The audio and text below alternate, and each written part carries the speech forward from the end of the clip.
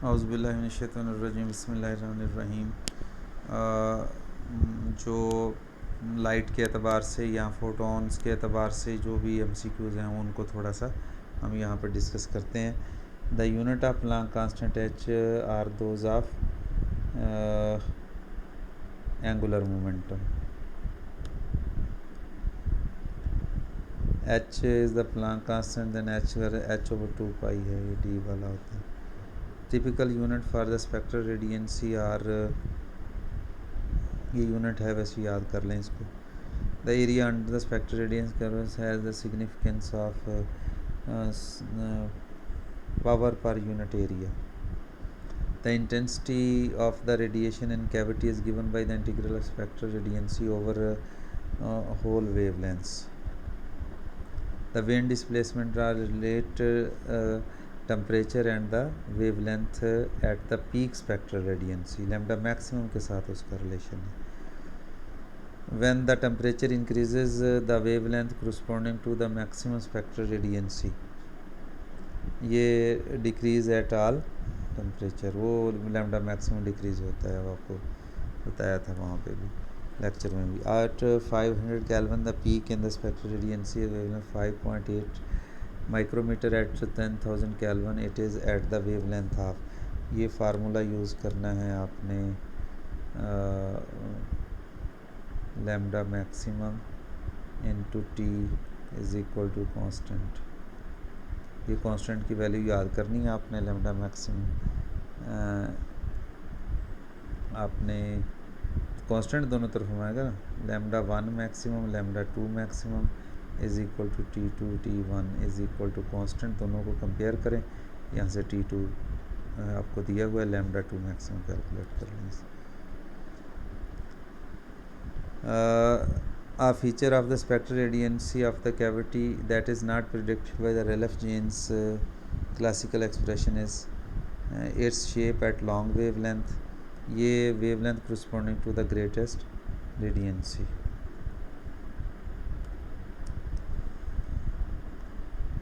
The basic quantization postulated by in his cavity radiation concern ये है possible energy of the particle oscillating, क्योंकि oscillator consider किया था उसमें with the given frequency.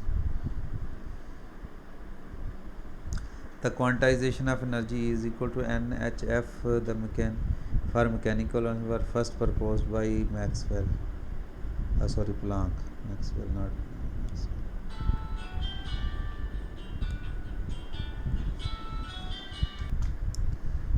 The quantization for energy of mechanical oscillator was first used to explain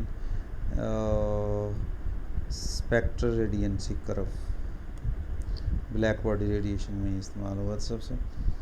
The quantization of energy is equal to HNF is not important for ordinary pendulum because allowed energy levels are too closely spaced. The frequency of the light beam A is twice that of beam B. The ratio EA over EB of the photon energies is to formula ये है, E is equal to H nu या HF लिख लें अगर आप तो। इन A1 पहले के लिए लिख लें, दूसरे के लिए उनको रेशो ले लें एनर्जी की, तो वो ट्वाइस है तो फिर वो निकल आएगा ratio. Photon of light A beam है twice energy of one photon B, और उनकी रेशो जो है HF, ये फार्मूला इस्तेमाल कर लें, HC ओवर लैम्डा। तो ए के लिए करेंगे तो ए लिख लें, बी के लिए बी करेंगे तो रेशो निकल आएगी बस। अ फोटोन ऑफ लाइट में twice energy the ratio of PA over PB, वो आप P is equal to H over lambda वाला फार्मूला इस्तेमाल करें।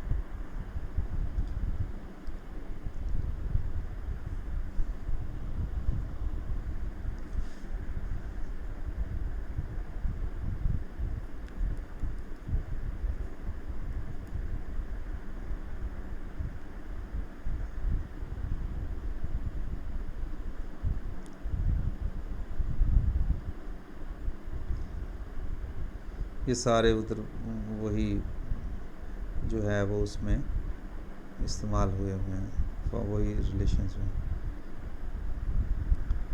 In Compton scattering, the particles stationary particle, the maximum change in wavelength can made smaller by using high frequency radiation, low frequency radiation, more massive particles.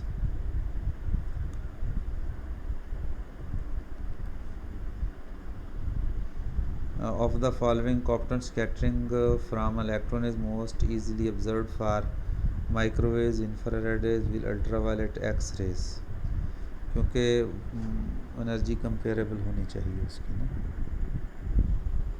In Compton scattering from stationary electrons, the frequency of the emitter light is independent of none of the above, इसमें कुछ भी नहीं है ऐसा।